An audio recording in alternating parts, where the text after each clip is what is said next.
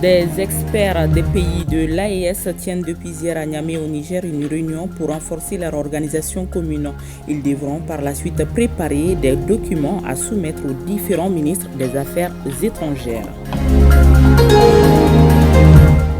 L'impact de la corruption sur les femmes à travers le monde, le sujet est abordé à la faveur d'un colloque international sur le genre et la corruption qui se tient ici à Bamako.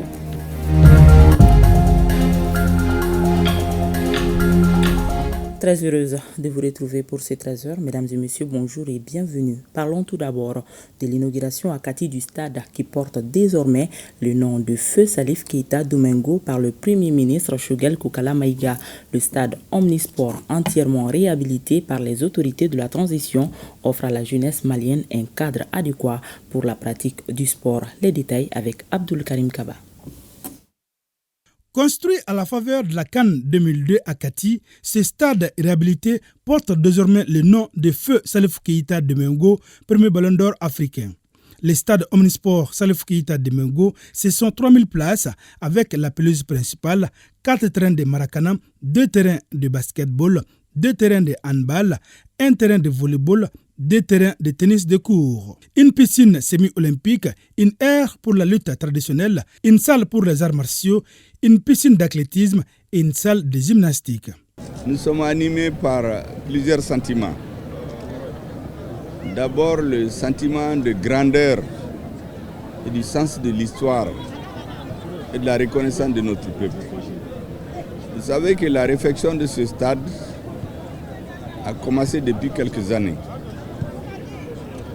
Et ça vient de se terminer avec des grands investissements, malgré la situation critique que notre pays vit. Le deuxième sentiment de satisfaction que j'ai, c'est que la jeunesse malienne, à travers ce stade, notamment celle qui est à Kati ici ou de partout le Mali, a désormais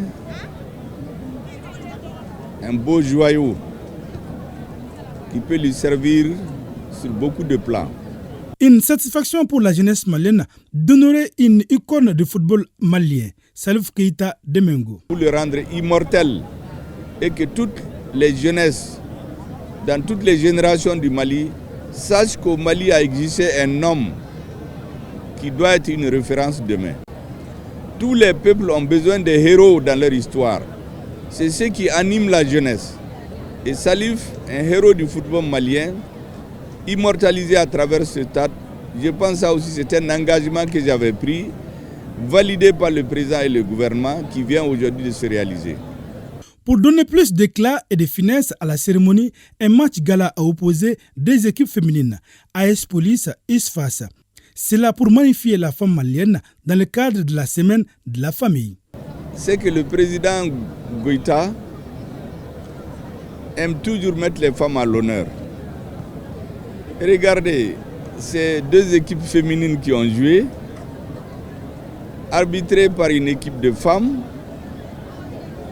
pendant la semaine de la famille. Vous savez que les célébrations ont commencé hier seulement. Et les femmes, ce sont nos mères, nos sœurs, nos épouses. Quand vous faites quelque chose qui rend les femmes heureuses, c'est l'ensemble des Maliens qui sont heureux aujourd'hui. Et je voudrais dire bravo aux deux équipes. J'ai l'impression qu'elles ont fait exprès de faire 0-0. Pour qu'on dise effectivement que les équipes n'ont pas gagné, mais c'est le Mali qui a gagné. C'est la femme malienne qui a gagné, c'est la jeunesse malienne, c'est les hommes maliens, c'est tous les Maliens qui ont gagné. Je voudrais donc à cette occasion féliciter Monsieur le ministre de la Jeunesse et des Sports, féliciter toute son équipe et toute l'administration chargée de ce joyau-là. C'est un public sportif et fier qui est sorti pour témoigner sa gratitude aux autorités de la transition avec à sa tête colonel Assimi Goïta pour la réhabilitation du stade qui porte désormais le nom de Feu Salif Keita Domingo.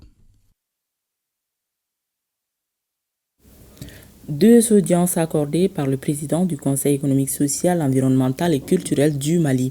La première a été accordée au bureau de la Jeune Chambre internationale du Mali.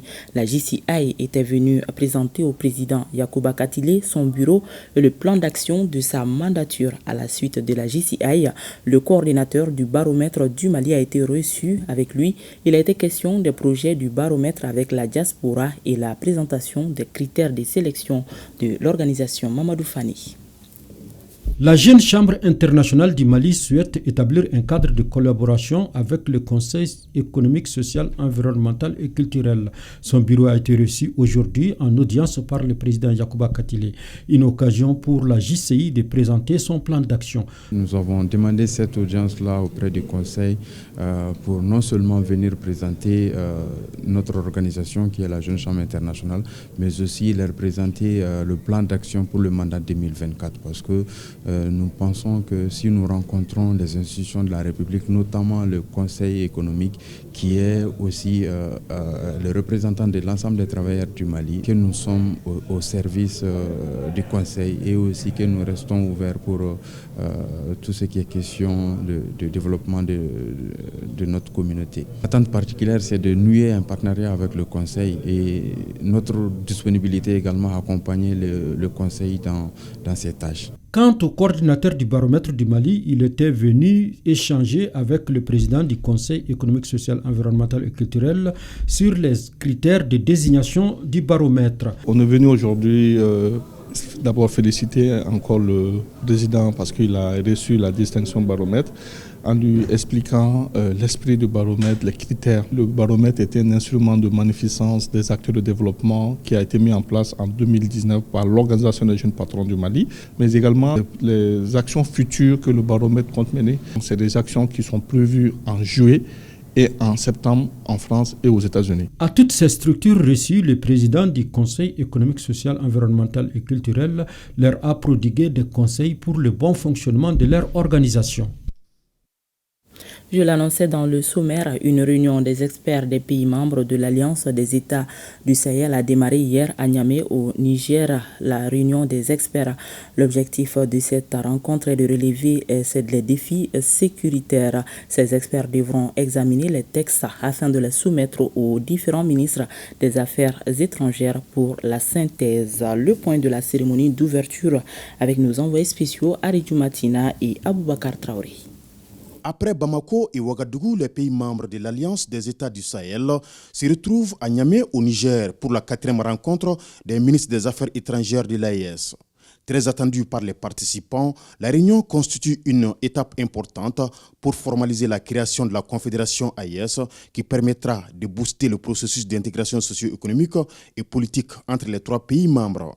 Mais en attendant la réunion des ministres des Affaires étrangères, ce sont d'abord les experts de l'espace Alliance qui balisent le terrain. Nous nous retrouvons pour poursuivre les échanges sur les textes qui régissent le fonctionnement de notre alliance commune.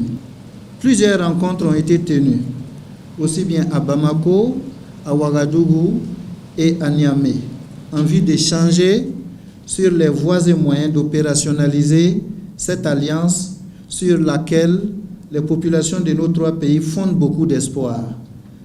La réunion des hauts fonctionnaires, précédant celle des ministres, permettra aux experts de mener des réflexions et de finaliser les documents qu'ils vont soumettre au ministre des Affaires étrangères en vue de faire de l'AES un mécanisme d'intégration sur le plan de défense, diplomatie et développement.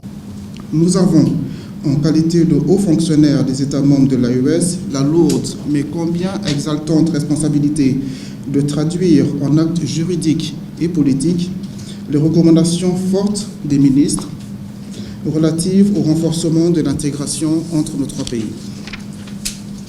En effet, des mécanismes de défense collective et d'assistance mutuelle, l'Alliance des États du Sahel a pris l'option salutaire d'offrir aux populations du Burkina, du Mali et du Niger les dividendes de la paix, les dividendes de la stabilité, de la solidarité, de la prospérité, mais aussi les dividendes du développement partagé. Cette ambition, à la hauteur des relations spéciales et historiques qui unissent les États de l'AES, est une priorité pour les plus hautes autorités du Mali. La présente réunion des hauts fonctionnaires des pays de l'Alliance des États du Sahel se penchera principalement sur 2 points essentiels pour la construction de la Confédération, à savoir l'avant-projet de traité portant création de la Confédération Alliance des États du Sahel, AES, et le projet de règlement intérieur du Collège des chefs d'État de la Confédération. Ces 2 textes nous permettront assurément de constituer la base de l'armature normative et institutionnelle de construction d'une confédération profondément ancrée sur le socle sahélien. Présent ici à Niamey, le ministre des Affaires étrangères et de la coopération internationale Abdoulaye Diop sera ce vendredi avec ses homologues du Burkina Faso et du Niger pour faire la synthèse des recommandations issues lors de la rencontre des experts. Le monde célèbre aujourd'hui 17 mai la journée de la télécommunication et de la société de l'information. Le thème retenu pour cette édition 2024 est l'innovation numérique au service du développement durable. Une journée qui sera mise à profit par notre pays pour rappeler la réalisation des objectifs de développement durable et mettre l'accent sur l'intégration des cibles prioritaires. Boubacar Bablintouri. Célébrée chaque année depuis le 17 mai 1969, la Journée mondiale de la télécommunication et de la société de l'information, instituée par l'Union internationale des télécommunications UIT, sera marquée cette année par 2 événements majeurs. La signature de la première convention télégraphique internationale et la création de l'UIT en 1869. Comme thème retenu cette année, l'innovation numérique au service du développement durable. Sur la question, d'importantes décisions sont prises par notre pays. Le gouvernement du Mali a ainsi décidé de mettre l'usage des TIC au cœur de la modernisation de l'administration et du travail gouvernemental avec toute la confiance numérique nécessaire en vue de l'amélioration des conditions de vie des citoyens. Dans cette optique, le gouvernement a procédé à l'extension des licences existantes des opérateurs à la 4G, au test de la 5G, à la mise en place d'un point d'échange Internet, l'interdiction de la commercialisation illicite des équipements de transmission et de communication par certains opérateurs économiques et fournisseurs d'accès Internet au niveau des marchés du pays, l'adoption en cours des textes régissant la presse en ligne. Au-delà de ces ambitions, plusieurs efforts ont été consentis par le gouvernement à travers le département en charge de la communication dans le domaine des TIC. Ces réalisations concernent, entre autres, la poursuite de l'extension de la fibre optique, la connexion des structures gouvernementales au niveau national et régional, la télésurveillance, la mise en place des centres de données. En outre, au Mali, 5 hôpitaux nationaux, dont 3 à Bamako, 1 à Ségou, 1 à Mopti, un hôpital de campagne à Banyangara et la faculté de médecine sont interconnectés et sont en réseau avec l'international. S'agissant du marché du mobile, il continue sa dynamique à travers une croissance soutenue du nombre de clients qui dépasse aujourd'hui les 25 millions d'abonnés en fin 2023. Quant à l'accès à l'Internet et l'utilisation des services financiers numériques, il ressort que d'importants progrès ont été réalisés. Ces secteurs enregistrent d'impressionnants succès ces dernières années. Le nombre de comptes passe de plus de 14 millions de détenteurs en 2022 à près de 17 millions de détenteurs, soit un taux de croissance de 16,41%. Le taux de pénétration est estimé à 73%. Environ 67% des détenteurs de SIM prépaid sont inscrits au compte mobile. Les ventes des services de télécommunications et TIC enregistrent une performance au cours de la même période. Le chiffre d'affaires déclaré par les opérateurs s'élève à près de 649 milliards en 2023, contre 586 milliards l'année précédente.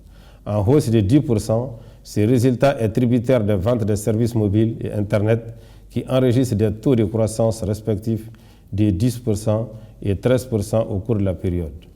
Le poids des ventes mobiles dans le chiffre d'affaires total s'élève à 91,90%, ce qui dénote que le mobile constitue le gros de l'activité des opérations de télécommunications au Mali. Les investissements réalisés dans le développement des réseaux de télécommunications TIC s'élèvent à 118 milliards en 2023. La majorité des investissements, soit 92%, est dédiée aux réseaux fixes et mobiles et Internet. Les investissements ont été particulièrement significatifs dans le domaine des services Internet, atteignant 27,612 milliards de francs CFA avec une croissance remarquable de 43,25%. En termes de perspective, dans le domaine des nouvelles technologies de l'information et de la communication, d'importants chantiers sont en vue afin de faire des TIC le levier du développement de notre pays. Je le disais également dans les titres, un colloque international sur le genre et la corruption se tient ici à Bamako.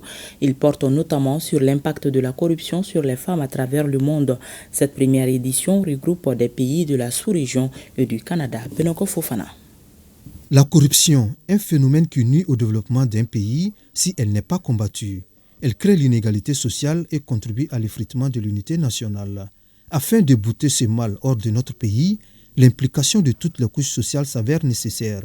Ainsi, le projet LUSEG a initié ce colloque international à l'intention des femmes du district de Bamako et des 6 régions du pays concernées par le dit projet, à savoir Kaï, Koulikoro, Sikasso, Ségou, Mopti et Gao. La corruption touche différentes catégories de la population. Donc pour moi, je pense qu'une synergie entre les hommes et les femmes, réunir leurs efforts pour combattre le fléau, ça peut être une bonne stratégie et puis une bonne solution pour lutter contre la corruption. Placé sous le thème « Femmes et corruption, briser le silence et agir ensemble », ce colloque de 3 jours réunit les experts de ce secteur, les militants des droits de l'homme, les représentants gouvernementaux et des membres de la société civile. Ces participants plancheront sur plusieurs sujets, parmi lesquels les obstacles spécifiques auxquels les femmes sont confrontées en matière de corruption, les initiatives novatrices visant à autonomiser les femmes dans la lutte contre la corruption et j'en oublie volontiers.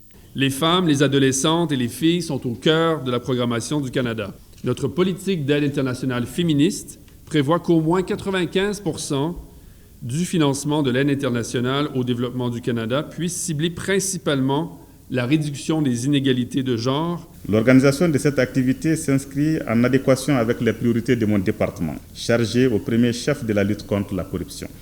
Pour y arriver, les acteurs étatiques et non étatiques doivent s'unir dans l'action contre la corruption. Aussi, mon département attend avec intérêt les actes de ce colloque international, premier du genre dans notre pays. De ce colloque, il est attendu des documents produits par les participants, des supports qui contribueront à lutter contre les pratiques corruptives, notamment celles qui affectent les droits des femmes, des filles et toutes les personnes en situation de vulnérabilité. Les œuvres sociales du président de la transition se poursuivent. Cette fois-ci, c'est l'école fondamentale de Niamakoro, ancien marché du district de Bamako, et l'école fondamentale de Troukabougou à Djikoronipara qui viennent de bénéficier chacune d'un nouveau fourrage. Le conseil spécial du président chargé des œuvres sociales, Aguebou Dambélé, a également procédé à la remise à chaque établissement 5 ordinateurs et des exemplaires du dictionnaire français. Sokona Kamisoko. L'unanimité est faite autour de son caractère précieux. Il s'agit bien de l'eau, source de vie, désormais disponible en abondance ici au groupe scolaire de Niamakoro, ancien marché en commune 6 du district de Bamako. Même réalité à l'école de Troukabougou à Djikoronipara en commune 4. Ainsi, ses concitoyens bénéficient des 342e et 343e fourrages des œuvres sociales du président de la transition, colonel Assimi Goïta. Son Excellence le colonel Assimi Goïta a choisi une fois encore de surprendre notre école. Ceci pour le bien de nous les enfants, en nous apportant un fourrage d'eau, des ordinateurs et des dictionnaires. Qui donne l'eau à quelqu'un lui donne la vie. Nos professeurs nous ont toujours enseigné de ne jamais cesser de dire merci. C'est ainsi que nous disons merci à Papa Assimi Goïta et prions Tonton Aguibou Dambélé d'être le pouvoir de cette transmission. En septembre 2022, le ministre de l'Éducation nationale a conduit la délégation du Mali au sommet pour la transformation de l'éducation à New York. Le président, à travers ses œuvres sociales, répond aux recommandations de cet important rendez-vous de la communauté éducative parce qu'il offre à nos écoles de l'eau potable et du matériel informatique. Par la réalisation de ces fourrages, le président de la transition, le colonel Assimi Goïta, contribue à l'amélioration des conditions d'apprentissage des bénéficiaires. La majorité de ces fourrages, c'est dans les écoles et dans les centres de santé. Dans les écoles, parce qu'on parle du Mali Croix, mais le Mali Croix ne se fera pas sans le Mali de Croix. Le Mali de Croix a son savoir et son savoir-faire à l'école. Il faudrait qu'on ait des écoles sécurisées. L'eau fait partie de la sécurisation de l'école. Le président de la transition l'a compris et œuvre dans ce sens. En marge de l'inauguration de ce fourrage, le conseil spécial du président de la transition, chargé des œuvres sociales, a offert 5 ordinateurs et des exemplaires du dictionnaire français à chaque établissement. Question de renforcer davantage leurs capacités opérationnelles. Et c'est ce qui met un point final à cette édition. Merci de l'avoir suivi. À demain 13h, s'il plaît à Dieu.